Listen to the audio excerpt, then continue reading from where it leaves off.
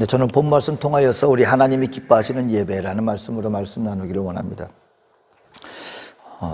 여러분, 우리 신앙생활 가운데 결국 하나님 앞에서요, 우리가 정말 하나님의 복과 능력과 그리고 이 땅 가운데서 결국 하나님이 우리에게 채워주시는 그 놀라운 그 열매를 궁극적으로 맺을 수 있는 그 길은 예배에 승리하는 겁니다. 예배를, 주님을 영접하고 알고 예배를 드리는 그 순간부터 모든 여정 속에서 결국 하나님 앞에서 우리의 신앙이 증거되어지고, 결국 하나님이 나의 믿음의 이 모습을 보고 내가 지금 어떤 자리에 있느냐. 아담아 네가 어디 있느냐. 하나님이요, 아담이 지금 숨어 있는 거 그거 몰라서 그러는 게 아니에요. 아담아, 너 지금 나하고 이 관계 속에서 너 지금 어느 자리에 있느냐. 근데 이 모든 것들이 판단되어지는 것, 그리고 하나님께서 결국 결론을 내려주실 수 있는 것, 그것은 여러분 다름 아닌 예배입니다. 때로는 우리가 예배 실패할 때도 있어요. 때로는 우리가 예배 가운데서 또 우리 타성에 젖어서 그렇게 그냥 보낼 때도 있어요. 그럼에도 불구하고 우리 마음 중심 가운데는 어떤 마음을 가지고 있어야 하느냐. 하나님, 내 평생 동안에 하나님 앞에서 내가 예배에 성공하게 하여 주시옵소서. 예배 가운데 우리 주님을 항상 감격스럽게, 우리 주님의 은혜 감사하여서 내 마음을 다하여서 주님 앞에 머리 숙여 예배하는 이 예배자의 모습이 흐트러지지 않을 수 있도록 성령님 나의 마음을 주장하여 주시옵소서. 왜냐면요, 창조의 목적이 하나님께서 우리를 찬양을 받기 위해서, 이 찬양은 경배입니다. 아도라시온. 결국 예배입니다. 예배 모든 것이 우리가 하나님을 예배하고 경배하는 것이 되어지는, 이것이 목적이기 때문에 하나님을 알아가면 알아갈수록요, 그러니까 어떤 외적인 기교를 배우라는 얘기가 아닙니다. 기술을 배우라는 얘기가 아닙니다. 예배를 드리는 나의 마음 자세가 하나님 앞에 예배자로서 우리가 새겨져 나가는 것입니다. 그러기 위해서는 우리가 예배를 우리가 어떻게 드려야 되는가, 그걸 알아야 되겠죠. 오늘 성경을 통하여서 하나님께서 우리 믿는 자들에게 주시는 말씀입니다. 너희가 신령과, 이전에는 그 신령과 진정으로, 근데 이것이 이제 번역이 되었어요. 개역개정에서는 본래 의미에 맞게 번역이 된 것이죠. 영과 진리로. 옛날에는 신령과 진정으로, 그러니까 이 말이 그냥 내가 그냥 열심히 하는 그런 모습으로만 비춰지잖아요. 진정으로, 신령으로. 근데 오늘 말씀이 이제 신학을 하시는 분들이 원어를 보고 의미를 보니까 이게 좀 더 우리들에게 바르게 다가가야 되겠다. 그래서 이 단어를 변형을 하여서 오늘날 개역개정 성경에는 오늘 본문에 읽은 대로 뭐라고 나옵니까? 영과 진리로 예배할 때가 오나니. 이 무슨 말입니까? 여러분, 하나님이 기뻐하는 예배는요, 우리 첫 번째로 정확한 예배를 드려야 됩니다. 정확한 예배. 아니, 정확한 예배가 뭡니까? 알게 모르게 여러분, 우리 이 땅 가운데 많은 종교들이 있죠. 그리고 우리 종교 의식이 있습니다. 우리 기독교만 예배를 드리는 게 아니에요. 다른 타 종교들도 다 예배를 드립니다. 그래서 여러분이 에큐메니칼 그런 분들 얘기 가운데 보면 우리가 좀 혹한 그런 얘기들이 있어요. 그건 뭐냐면, 어떤 한 목적지에 도달하기 위해서 꼭 한 가지 길만 고집할 필요는 없다. 누구는 기차를 타고 가도 되고, 누구는 비행기를 타고 가도 되고, 누구는 등산길로 가도 되고, 아니면 누구는 배를 타고 가도 되고, 결국 목적지에 도달하기만 하면 결국 우리가 어떤 도구를, 어떤 방법으로 가는지 그것은 그렇게 중요한 것이 아닐 수도 있다. 굉장히 맞는 말입니다. 그 말은 무슨 말이냐면, 불교도 좋고 기독교도 좋고 이슬람교도 좋고, 결국 우리가 마음을 잘 선하게 하여서 결국 어떤 그 선한 궁극적인 자리에 도달할 수만 있다면 결국 우리가 낙원으로 가게 되는 거 아니겠는가. 그러니 너무 우리 종교적으로 그냥 내 것만 고집하지 말고 우리 다 좋게 갑시다. 연합하여서 갑시다. 에큐메니칼. 보면은요, 굉장히 믿지 않는 사람들이 보면은요, 야, 얼마나 훌륭한 말이냐, 맞는 말 아니냐, 당신들은 너무 당신 것들만 고집하지 마라, 그래가지고 이렇게 분열이 일어나는 거 아니냐라고 말하기에 참 보기에는 좋죠. 그런데 여러분, 한 가지 차이가 있습니다. 이 진리라는 것이요, 이 구원이라는 것이 결국 이 하나님 앞에 이 하나님을 예배하는 것이 우리 보기에 좋다고 해서 아무렇게나 드려지는 것, 그것이 우리 기독교에서 우리 하나님을 원하시는 받으시는 예배가 아니다라는 것입니다. 그건 우상이죠. 우상 믿는 사람들도요, 자기 모습 그대로 예배해요. 의식해요. 근데 하나님은 그 예배를 받지 않으십니다. 그럼 무엇의 차이입니까? 저는 몰랐어요. 우리 그 복음성가로 부흥 집회 때 막 이렇게 하고 하는 거는 우리 기독교에서만 하는 이 독특한 이 예배 모습이다라고 얘기를 생각을 했는데, 어떤 목사님이 안식년을 맞아서 자기가 좀 쉼을 가져야 되겠다 해서 이제 안식년 제도라는 게 있는데, 우리 순복음교회 우리 선교사님들은 안식년에 이름은 있지만 그걸 누린 분들은 한 분도 없습니다. 왜냐하면 조영기 목사님이 안식년을 가진 적이 한 번도 없어요. 예를 들어서 7년에 한 번씩 아니면 10년에 한 번씩 목회자들에게 쉼을, 그러니까 합법적으로 한 1년이란 기간 동안에 좀 쉼을 가져서 재충전해라 하고 제도는 있거든요. 근데 우리 여의도 순복음교회 소위 말하는 제일 최고참이신 조영기 목사님이 40년, 50년 동안 한 번도 안식년을 한 적이 없는데 그 누가 감히 나 안식년 하겠습니까? 이 얘기를 하겠습니까? 근데 이제 타 교단은 있거든요. 근데 안식년을 하는데 이분이 조용히 저 기도원을 찾아가신 것이 아니라 절을 가셨어요. 왜냐하면 기도원에 가서 조용히 쉬고 싶은데, 여러분 기도원 가보시면 알지만 기도원이 조용하지가 않아요. 우리가 생각하는 산세가 지적이면서 그게 아니라 그냥 수많은 사람들이 와가지고 아침 저녁으로 통성기도 하고 예배하고 하기 때문에 묵상을 못하겠다라는 거예요. 그래서 안 되겠다, 절에 가면 조용한 방에서 그 숲속에 산새들 지저귀는 데서 내가 좀 조용한 시간을 가질 수 있겠거냐고 갔는데, 그때가 그 절 집회에서 부흥회를 하고 있었대요. 찬불가가 있는지 처음 알았답니다. 근데 우리 복음성가하고 거의 비슷하대요. 거기 갔더니 조용히 묵상하면서 그게 아니라 우리 기독교하고 똑같이 저리 가라 할 정도로 그냥 찬불가 부르면서 소리치고 그 모습 보고 본인이 깜짝 놀랐다는 겁니다. 그럼 여러분, 모양이 비슷하니까 다 같은 예배겠습니까? 차이가 있죠. 그 진리의 차이입니다. 너희는 하나님을 예배할 때 신령과 진리로, 진정으로. 그 진리는 무엇입니까? 진리는 하나님의 말씀에 근거한 그 하나님의 뜻을 따라 드리는 예배. 알게 모르게 우리는요, 제가 지난번에도 은혜를 자꾸 내가 만드는 것 같다라고 얘기를 했는데, 예배 드리는 것도 어떤 경우에는요, 내가 자꾸 내 마음에 맞게, 내 뜻에 맞게 예배를 자꾸 만들려고 하는 경향이 없잖아 있어요. 그래서 예배를 드릴 때 이건 이렇게 해야 돼, 저거 이렇게 해야 돼, 이렇게 안 하면 이건 아니고 저건 아니고, 각자 성향이 다르고 판단하는 게 다른데, 그것이 하나님의 말씀에 근거하여서 하나님 뜻에 따라 드려지는 예배에 초점을 맞추기보다는 자신의 그 어떤 가지고 있는 그 성향과 자기가 가지고 있는 지식에 근거하여서 자꾸 예배를 만들려고 하는 경향이 있는데, 오늘 성경은 그래서 말씀하는 것입니다. 어떤 예배가 진짜 예배인지 아느냐? 어떤 예배를 하나님이 기뻐하시는 예배인지 아느냐? 하나님의 말씀에 근거한 이 진리를 따라 하나님의 뜻을 따라 드려지는 예배가 바로 그것이 진정한 예배다. 왜냐면 오늘 예수님이 지금 말씀을 하는 가운데 한 여인과의 대화 속에서 이 말씀을 주신 거거든요. 그 사마리아 수가성의 그 여인.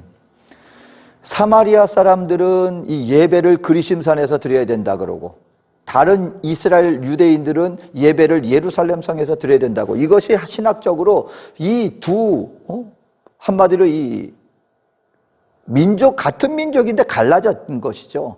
이 두 지역 간의 어마어마한 싸움입니다. 왜 그럼 예배를 드리는 장소가 두 군데가 되느냐? 정치적인 이유가 있었던 거예요.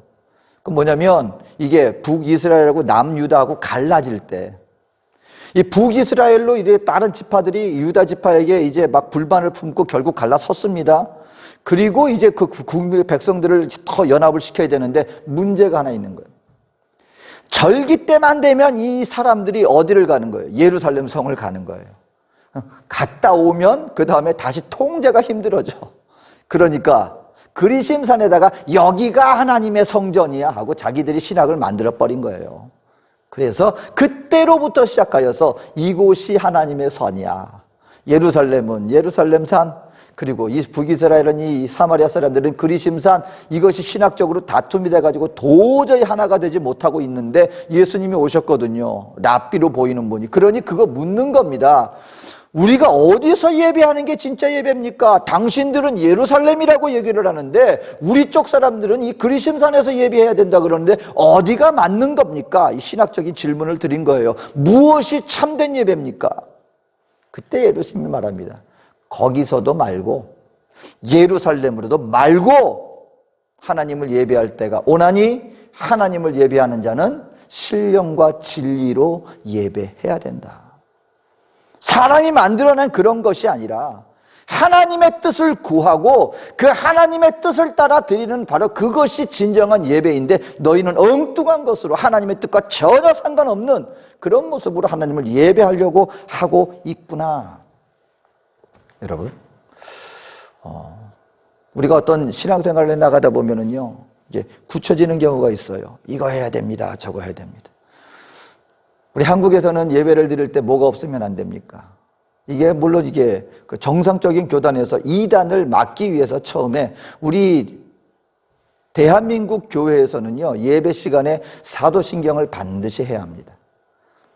이 사도신경을 해야만 이것을 정상적인 교단으로 거의 그냥 무슨 법칙적으로 이걸 안 하면 안 되는 것처럼 여겨져서 모든 예배에는 사도신경이 들어갑니다.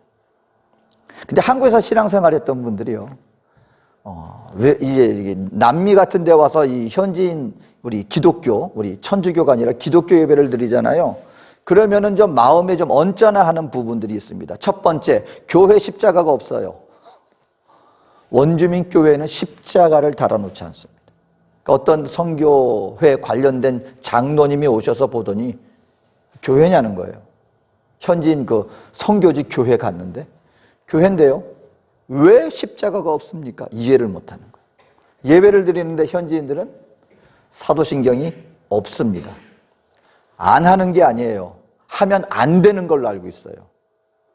안 하는 게 아니라 그게 아니라 우리 기독교에서 왜 우리가 사도신경을 합니까? 이렇게 나옵니다. 만약에 우리가 가르쳐주면 우리 사도신경 합시다 하고 한국식으로, 그럼 그냥 즉각적으로 반발이 올라와요. 그 남미의 이 우리 기독교가 형성되는, 에반겔리코가 형성되는 과정 때문에 그래요. 천주교한테 엄청난 핍박을 받았습니다. 여러분, 그냥 핍박이 아니에요. 복음 전하는 사람들이요, 예수님 당시에 순교자만 있는 게 아니고 남미 쪽에서도 예수를 믿는다는 그 자체로 초창기에요, 이 천주교 세력들로부터 엄청난 핍박을 받았습니다. 그러니까 이 새로 그 기독교 교인이 된 에반겔리코 성도들은요, 사도신경은 천주교의 유산물로 여기는 거예요. 우리가 이렇게 핍박받아서 이게 복음으로 이렇게 우리가 교회가 세워졌는데 왜 우리가 천주교에서 하는 사도신경을 우리 기독교에서 요구하는 겁니까? 대반 반발이 일어납니다. 그래서 그걸 고집하잖아요. 그럼 시험 들어서 떠나가요. 이런 배경이 있는 거예요. 각자의 취향이 있는 거예요. 그러면 여러분, 여기에서 우리가 현지인들에게 복음 전할 때 반드시 해야만 합니다. 왜냐하면 우리 대한민국은 사도신경을 해야만 하니까. 이걸 강요해야 되겠습니까? 아니면 안 해도 되겠습니까? 이 십자가도 마찬가지예요. 천주교가 워낙 우상을 많이 만들어 놓으니까 신부들 형상, 그 안에 보면 내내 그런 형상이잖아요. 근데 이 기독교인들은요, 성경을 말 그대로 받아들이는 거예요. 우상을 만들지 말아라, 형상을 새기지 말아라.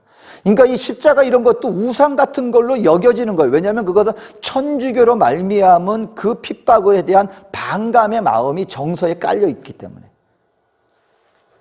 중요한 것은요, 여기서 십자가가 있느냐 없느냐, 예배 가운데 사도신경을 하느냐 안 하느냐, 여러분, 이것이 하나님 앞에 참된 예배다 참된 예배가 아니다는 그런 기준과 잣대가 될 수 있겠습니까? 어찌 보면 그건 우리의 취향의 문제예요. 그러니까 이런 것들은 극복할 수 있어야 된다는 것이죠. 여기서 해야만 뭡니다, 저렇게 해야만 이것이 옳습니다가 아니라 이러한 가운데 하나님이 우리에게 주신 것은 예수님의 십자가의 그 은혜를 믿느냐 안 믿느냐. 중요한 건 그거예요. 본질에 있어서는 여러분 절대로 타협해서는 안 됩니다. 예수님 외에, 십자가 구원 외에 우리의 구원에 다른 길은 없습니다. 이게 진리예요. 이것에 대해서는 흐미흐미하면서 엉뚱한 어떤 예식이나 그런 것들, 여러분 그게 아니라는 것이죠.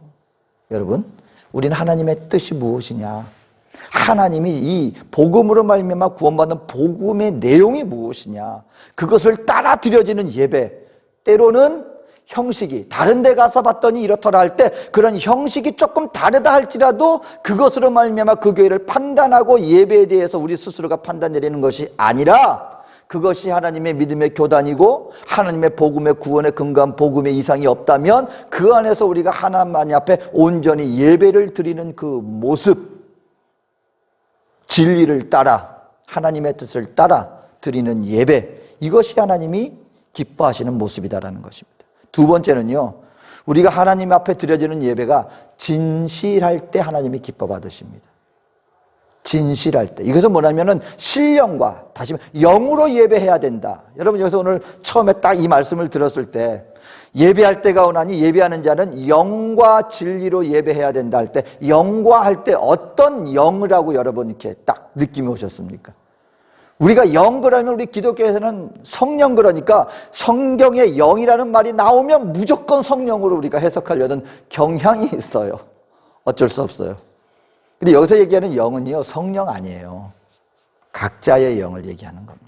각자. 무슨 말이냐면 우리가 하나님 앞에 예배할 때 물론 이렇게 성령의 은혜 가운데 성령의 인도함을 받는 그 예배, 그건 당연한 것이죠. 근데 오늘 여기서 말하는 의미는 우리의 영을 다하는 예배, 우리의 마음을 다해서 드리는 예배를, 우리의 마음을 다해 하나님의 진리를 따라 우리가 하나님을 예배해야 된다. 이게 왜 그러냐면요, 예배를 드릴 때 여러분 우리가 하나님 앞에 나와서 예배를 드리지만 율법이 여러분 그 성경이 얘기하는 이 예배의 모습보다요, 율법에서 요구하는 예배의 모습을 우리가 보이는 것이 어쩌면 더 쉬울 수 있습니다. 율법이 요구하는 조건이 까다롭긴 하지만 그건 뭐냐면 일단 겉으로 흉내만 내면 돼요. 내 속과 상관없이 하라는 거, 규칙 딱딱딱 정한 거 내 마음에 상관없이 그냥 내 육신적으로 기계적으로 하기만 하면 율법은 갖춰져요. 근데 우리 마음은 달라요. 마음은 내가 전심을 다해서 하지 않으면, 내 마음이 정말 그것에 대해서 어떤 믿음과 어떤 가치를 두고 행동하느냐에 따라 우리의 마음은, 행동이 어떠하든지 간에 우리의 마음은 따로 놀 수 있다는 것. 그래서 이번 예배 드릴 때 어떤 교회가 일부 예배는 현지인 예배, 이민지 오래된 교회라서 이민 자녀들을 위해서, 2부 예배, 보통 우리 드리는 10시, 11시에는 우리 한인 예배 드렸다가 이제 예배를 바꿨대요. 우리는 이제 앞으로 현지인 예배를 더 위주로 나갈 것입니다. 그래서 가장 중요한 시간에 현지인 예배, 그리고 우리 한인분들 예배를 제일 아침 이른 시간에 1부 예배. 그래서 이제 탁 목사님이 그 계획을 하고 얘기를 해서 이제 성도님들이 막 들고 일어날까봐 걱정을 했대요. 그랬더니 아무 반발이 안 일어나더래요.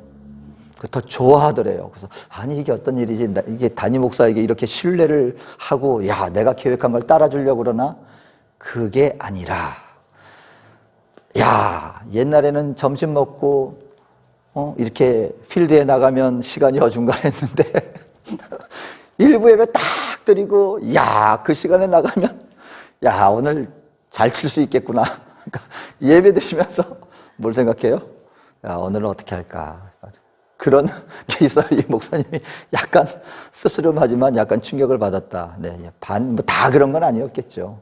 그러니까 이런 모습들이 있을 수 있다는 거죠. 예배를 드리는데 예배 끝나고 뭐 할까? 여러분 그런 마음 들을 수 있죠. 하나님을 찬양하는데 찬양하고 나서 만약에 급한 일이 오후에 있어요. 또 누구 만나요? 또 누가 왔어요? 그러면 어때요? 예배를 드리지만 내 마음은 어디가 있어요? 거기 가 있는 거예요. 이게 가능하다는 거예요. 마음의 문제를 그래서 여러분 우리가 다룬다는 게 참 쉽지 않습니다. 그래서 오늘 성경이 너희 영과 진리를 따라 할 때, 여러분 진리를 따라 하나님 뜻대로 할 수 있을 것 같은데, 이 영을 따라 내 마음이 항상 예배 드릴 때마다 내 마음 진심을 다하여서 예배를 드린다는 건 그렇게 가벼운 얘기가 아니에요. 내 마음 중심 속에서 무엇을 가장 우선시 두고 있는가. 그래서 여러분 우리 두 가지 예배를 조심해야 됩니다. 하나는 너무 의식적인 예배, 또 다른 하나는 너무 감성적인 예배. 의식적인 건 뭐냐면, 이건 저는 우리 이민교회 분들은요 참 이런 의미에서 이 두 가지를 확연하게 느낄 수 있어요. 왜냐면 우리 한국에서 우리 드려지는 예배는요, 우리 주보에 따라 순서를 따라 딱 정해져 있잖아요. 딱 정해진 순서대로 나가잖아요. 근데 이게 질서를 위해서 확립이 됐는데 어느 순간에서부터인가 이게 완전히 굳어져 가지고 그 안에만 틀에 박히려고 하는, 거기서 조금 벗어나면 좀 약간 당황하는, 거기에 따라만 움직여지니까. 근데 현지인 예배는요 또 너무 그게 없어요. 저는 그 두 가지를 확연하게 봅니다. 일단 그래서 현지인 예배는요 찬양이 너무너무 중요해요. 왜? 찬양이 감성적이잖아요. 그러면 사실 어디서 은혜 받는지 아십니까? 현지인들은요 말씀으로가 아니라요 찬양이 막 그냥 이렇게 뜨겁고 즐겁고 막 그러면은요 그날 그 사람들은 은혜 충만한 거예요. 왜? 감성이 확 열려지니까. 그러니까 어떤 좀 과하게 어떤 모습이 보여지냐면요, 찬양 인도자가 나와가지고요 한 30분 이상 찬양해요. 3, 40분 찬양합니다. 그 1시간 얼마나 뜨겁게 찬양하는지 몰라요. 그러면 이제 성도들 그냥 너무너무 즐겁게 찬양해요. 그리고 1시간쯤 되면 사실 지칩니다. 헉헉거리고 있어요. 은혜스럽다. 근데 그때 이제 설교자하고 이제 예배 인도자가 딱 나오는 거예요. 근데 그 사람들은 처음부터 같이 찬양한 사람들이 아니에요. 뒤에 기다리고 있었던 사람들이에요. 근데 그 사람들은 예배 이제 딱 인도하러 나오면 그 사람들은 그때부터가 시작이에요.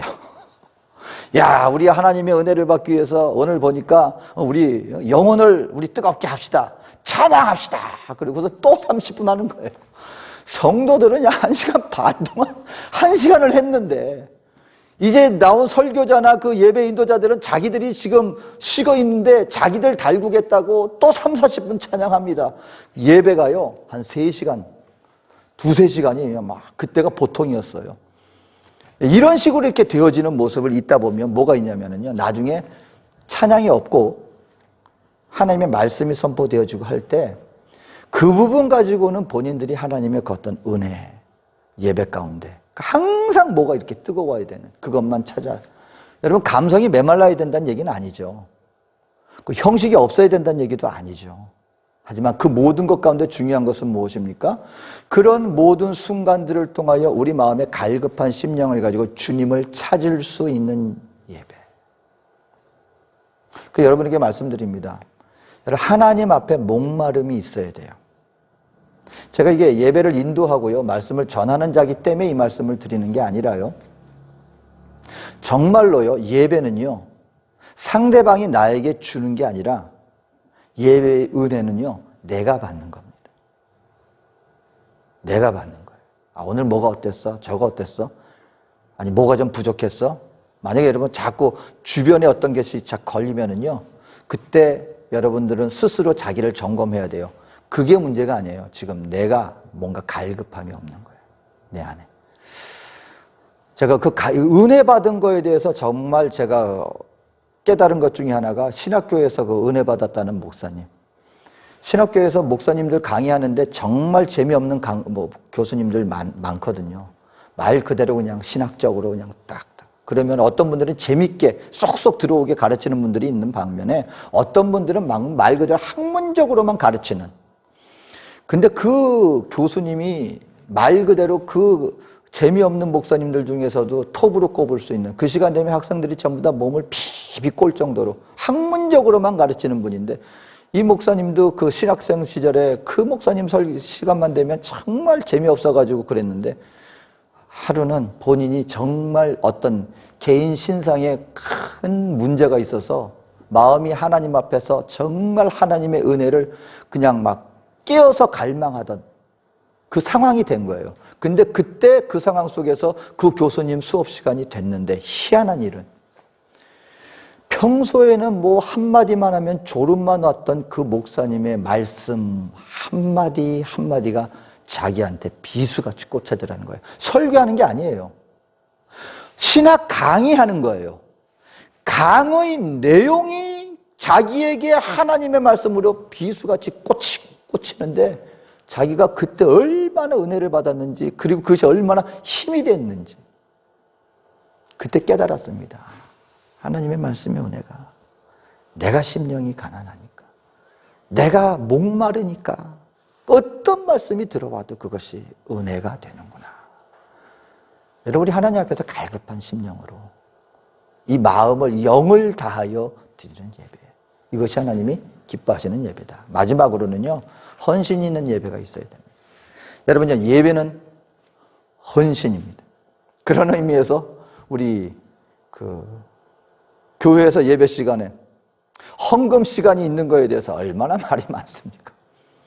그래서 어떤 목사님은 또 어떤 성도님은 정말 본인 어려운 형편에 있는 분인데 하나님 앞에 좀 한때는 원망스러웠대요.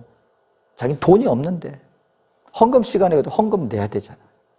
그래서 하나님 앞에 이런 의문을 품었대잖아요. 하나님, 천지 만물을 다 소유하신 하나님이 왜 이렇게 부족한 내 주머니에 그렇게 관심을 갖고 계십니까? 이거 없어도 되시잖아요. 이거 없어도. 사실 그런 마음이 있다는 거예요. 그래서 여러분 우리 순복음교회는요 집회 때마다 헌금 시간이 있습니다. 모든 집회 헌금 시간을 갖습니다. 근데 타교단에서는요 처음에 그걸 이상하게 봤어요. 왜냐면 뭐 본인들은 뭐 외부 분들 초청해하고 뭐 그런 거는요 교회에서 돈 너무 안 밝힌다는 거 그거 안 보이려고 헌금 시간 없고 막 그래요. 근데 한 가지 우리 순복음교회는 예배 때마다 헌금 시간 갖습니다. 그런데요 여러분 그게 맞는 자세예요. 아무리 제가 객관적으로 생각을 해봐도요 하나님 앞에 올 때 우리의 마음이 하나님 앞에 담기는 것 아무리 우리가 입으로 하나님 내가 주님을 열심히 섬깁니다 뭐합니다 옷으로 준비 잘합니다 내 마음으로는 얼마든지 섬깁니다 하는데요 결국 하나님에 대한 섬김은 어디에서 우리가 나타나느냐? 헌금으로 나타나요. 우리의 마음의 자세예요. 어쩔 수가 없어요. 그리고 여러분 다른 잔치집에 가더라도 어떻게 갑니까? 결혼식에 가더라도 장례식에 가더라도 다 뭔가를 준비해서 그것은 상대방에 대한 예우와 그 모든 것들이 갖춰져 있는 거. 그런데 하나님 앞에서만큼은 막 함부로 하려고 그래요. 그게 아닙니다. 그런 의미에서 여러분이 헌금 시간은 중요해요. 드리는 예배 때 내가 그냥 오지 않고 내 정성을 다해서 하나님 앞에 나의 마음을 물질로서 하나님 앞에 드리는 것.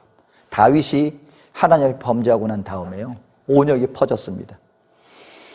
근데 그때 하나님 앞에 제사를 드려야 되는데 그때 아라우나라고 하는 사람 땅이 있는데 거기에서 제사를 드릴 수 있는 길이 생겼어요. 그때 법궤를 가지고 옵니다. 근데 아라우나라는 이 사람이 다윗 왕한테 아이 왕이요 아니 우리 집에 앞마당에 예배를 드리는 것만 해도 우리가 영광인데 내가 무슨 돈을 받습니까? 안 됩니다. 그랬는데 다윗 왕이요 안 된다. 내가 하나님 앞에 범죄함으로 지금 하나님 앞에 내가 제사를 드리는데 값 없이 드릴 수 없어. 너는 정당한 땅의 값을 너는 받아야 돼. 그리고요 값을 치릅니다. 정당한 땅값을. 그리고 제사를 드립니다. 거기에 온역이 끝쳐졌습니다. 여러분 이게 하나님 앞에서 우리가 드리는 예배는요 헌신 있는 섬김 있는 저도 예배 가운데 엊그제 보니까 우리 댈러스에서 그 중지방에 페이스북에 올라왔는데 중지방에서 그 현지인 사역자 연합 모임을 가졌더라고요. 그 연합 모임을 가졌는데 이제 아순션 또 엔카르나시온 또 댈러스테 이렇게 세 교회와 또 아르헨티나 우리 이정현 목사님 우리 새로 되신 요번에 목회 선교사 임명받은 분 계신데 그분이 거의 뭐 현지인이에요. 한국말보다는 이정현 목사님 자제분인데 이제 목회자가 된 그러니까 완전히 현지인은 언어는 뭐 아주 그냥 그분 이렇게 같이 모셔서 집회를 했는데 각 지역마다 집회를 했는데 제 선교했던 아까라우미 인디안 교회 거기 가서 부흥 집회를 했더라고요. 예배 집회 모습을 보니까 감회가 새로워요. 그냥 막 성도들하고 거기 그냥 부흥이 돼가지고 얘기를 들어보니까 주변에 있는 백인 그 가정들이 그 교회에 올 정도래요. 여러분, 인디안 교회 백인이 오는 게 이게 더군다나 파라과이에서 이게 쉽지 않습니다. 근데 그러니까 주변까지 어떻게 그 있는 사람들까지 해서 와서 예배를 드리는데 옛날 생각이 나요. 그냥 그 인디안촌 갔다가 쫓겨나가지고 아직도 근데 알고 보니까 그 상황이 심각한 상황이었더라고요. 나는 그냥 쫓겨났구나 했는데 지금도 그 피델 그 사역자가 얘기하는데 그때 인디안촌 지도자들 모임이었대요. 하필이면 내가 주일마다 가서 애들한테 그 가르치고 복음 전하고 했던 그 장소였는데 나는 그게 지도자 장소인지 모르고 무당집 앞에 그런 장소가 있으니까 해도 된다고 해가지고 갔는데 그날은 지도자들, 인디안촌 내 지도자들이 모였는데 아니 내가 이게 복음 전할 시간에 갔는데 어른들까지 모여있길래 야, 이 복음 들고 이 사람들 복음 들으러 왔구나 하고 그 앞에서 막 복음 전하고 뭐 이렇게 하려고 하는데 인상들이 안 좋아요. 당신 누구 허락받고 여기 와서 하느냐? 목이 다른 거여서 아니 여기 와가지고 이렇게 하는데 했더니 누가 당신을 여기에서 가도록 허락을 했냐 그래서 아니 추장도 우리 얘기를 했고 해서 했다 그랬더니 안 된다고 그래가지고 쫓겨났거든요. 근데 그때 잘못했으면 린치를 당했을 수도 있었다는 거예요. 나는 몰랐는데 그래서 할 수 없이 그 앞에 바로 길 하나 앞에 어떤 농부 부부가 있어서 그럼 우리 앞마당에서 예배하라고 해서 앞마당에 그냥 의자만 해가지고 그냥 그 파라과이 덥잖아요. 그 떼약볕 아래서 어린이들 부르고 저녁에는 집회하고 뭐 이런 식으로 했거든요. 야, 이 도저히 지붕을 없으면 안 되겠다 해가지고 그 청년집 앞에 우리 뭐 인디안촌에 뭐 세고 센 게 나무니까 그 나무 좀 비워다가 대충 오두막 만들어서 이렇게 할 수 있지 않겠냐 해가지고 전기톱 빌려가지고 왱 하고 그냥 그 나무 잘라가지고 그 청년하고 동생하고 나하고 셋이 날르는데 나무가 무거운지 저 그때 처음 알았습니다. 아니 이게 이 정도밖에 안 돼요. 그래서 이거 뭐 그거 해봤자 하고 와 그때 제가 52kg였거든요. 셋이 날르는데 무거워요. 너무 무거워요. 야 이거 내 다 할 수 있겠나? 근데 목사가 하재 놓고 그만두잔 말 못 하잖아요. 근데 추장이 어디서 그 전기톱 소리 듣고 쫓아왔어요. 너 여기 인디안촌 나무 밖에 가져가면 너 그 반입하면 그 불법이야. 그쵸. 인디안촌 안에서 뭐 자기들이 하는 건 모르는데 어쨌든 앞이니까 바뀌잖아요. 그러니까 불법이야. 너 그 자꾸 이러면 자기가 고발할 거래요. 근데 그게 안 되겠다 했는데 제 속으로는 하나님이 나 살려주셨다. 그래서 무거워가지고 뭐 그래가지고 이렇게 나중엔 다른 방법을 써서 지붕 좀 만들고 저녁에 전기 없으니까 그 충전된 형광등이 있어요. 충전된 형광등. 그거 몇 개 갖다 놓고 달아놓고 하면은요. 한 가지 몰랐던 게 그 불빛을 보고 그 숲에 있는 온갖 나방과 모기들이 다 몰리는 거예요. 와, 근데 저도 저지만요. 그때 이제 사모가요. 그 치마 입고 오르가노 치잖아요. 다리가요, 양쪽이요, 완전히 그냥 그 흉터가 나중에 인디안촌 끝나고 나서 한 몇 년 갔습니다. 몇 년. 한 번은 뭐가 꿈틀꿈틀거려요. 바닥이, 맨 바닥이잖아요. 뭔가, 근데 아무랬더니 뱀이 그냥 이만한 게 그냥 바닥에 기어다니는데 그냥 뱀이 그냥 지나가고 안 문 게 다행이에요. 독은 없는 것 같아요. 보니까 이런 거. 근데 그때 이렇게 가만 보면은요. 근데 그때 예배를 그치지 않았어요. 그런 가운데서도요, 모임이 있었고요. 그때 사람들, 그때 그 청년들, 어린아이들 와서 예배를 했던 게 엊그제 같은데, 저는 하나님께서 정말 역사하니까 그 인디안 청년이요, 인생이 바뀌었어요. 인생이 바뀌었어요. 얼마나 훌륭하게 됐는지 몰라요. 그리고 보니 저는 이건 사람의 그게 아니고 하나님의 분명한 섭리를 확실하게 봤습니다. 그 지역 가운데 그렇게 드렸던 예배의 장소가 지금 이렇게 하나님의 생명의 구원의 역사가 일어나는 장소로 지금 막 주변을 인디안 한낱 인디안 교회가 본인들뿐만 아니라 주변에 복음을 전할 뿐만 아니라 100km 되는 인디안촌에도 복음이 들어갔고요. 본인이 목적이 그래. 난 그 인디안 그 목적을 그런 현지인한테도 못 들었어요. 자기 목표는 자립하는 거래요. 인디안 교회가. 지금은 본교회 도움을 받잖아요. 자기 목표는 그러니까 하나님 앞에서 떳떳한 거예요. 자신이 있는 거예요. 사람 의지하지 않는 거예요. 자기 목표는 우리 교회 자립하는 겁니다. 그리고 포스 쪽에 있는 다른 인디안촌 지금 선교하려고 그런다. 그러니까 여러분, 이게 사람이 하면은요, 한계가 있는데, 하나님 앞에 예배, 그 어떤 그런 가운데서도 마음을 다해서 예배를 드렸더니요, 그 예배 가운데 예배의 장소와 그 예배를 드리는 구성원들을 축복해주는 모습이, 저는 그 모습을 봤을 때, 야, 이건 사람이 하는 게 아니야. 분명히 하나님은 살아계시고, 하나님 앞에 우리 마음과 삶이 헌신되어졌을 때, 그 뒤에 얼마나 놀라운 일들을 하나님은 이룰 수 있겠는가를 저는 분명히 체험합니다. 여러분, 바라기는요, 그러니까 우리가 드려지는 예배 가운데 여러분, 마음을 다해서, 진리를 따라 마음을 다해서, 그리고 헌신 있는 예배, 편하게 그냥 이런 내 마음 평안을 하려고 아니라 무언가 나에게 부담이 있지만 무언가 내가 무언가 내가 감당해야 되는 그런 것이 있지만 그럼에도 불구하고 누구 때문에 여러분 결단코 말씀드립니다. 절대로 사람 위해서 하지 마세요. 사람 눈치 보고 하지 마세요. 백해무익입니다. 희생은 희생대로 하고 아무 하나 앞에 상급 없습니다. 바리새인들이 그랬어요. 평생을 본인 삶을 헌신한 사람들이에요. 물질과 삶과 시간과 모든 것을. 근데 결론은 뭐였느냐? 책망이었어요. 이유는 하나입니다. 하나님 앞에 안 했어요. 사람 앞에 했어요. 사람 앞에. 저와 여러분들이, 저도 마찬가지입니다. 하나님, 주님만을 위해서 누가 뭐라 그래도 하나님을 위해서 내가 심는 것, 이거 분명히 하나님이요 하나도 놓치지 않습니다.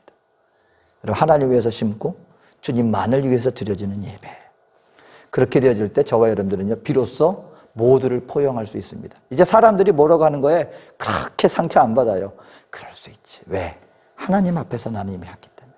그때 우리에게 비로소 뭐가 생기냐면 포용할 수 있는 여유가 생겨요. 상처 덜 받아요. 극복해냅니다. 바라기는요, 오늘 하나님 앞에 이와 같은 믿음의 예배, 기뻐하시는 예배를 드리는 우리 저와 여러분, 우리 되어주시기를 주님의 이름으로 축원드립니다. 사랑해 좋으신 하나님, 하나님의 거신 사랑과 은혜를 감사합니다. 오늘 우리 마음 중심 속에 주님을 바라봅니다. 우리 마음 중심 속에 함께 하시는 주님만을 바라봅니다. 그 주를 향한 예배가 되게 하시고 주를 향한 헌신이 되게 하시고 내 마음이 세상을 향하는 것이 아니라 온전히 주님께로 향하게 하여 주시옵소서. 함께 하실 주님의 사랑과 은혜를 감사드리며 예수님의 이름으로 기도합니다. 아멘.